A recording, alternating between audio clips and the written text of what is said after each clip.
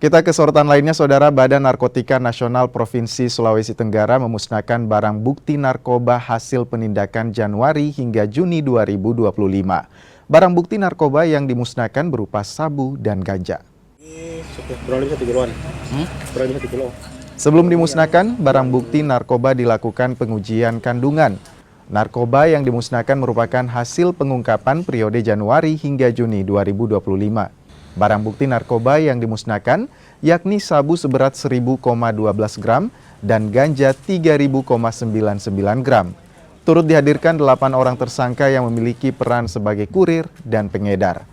Barang haram tersebut berasal dari luar Sulawesi Tenggara dan rencananya akan diedarkan di wilayah Kendari dan sekitarnya. Atas perbuatannya, tersangka terancam hukuman maksimal pidana mati atau seumur hidup. Sabu dengan berat bruto 1029,12 gram dan ganja dengan berat 3046,99 gram.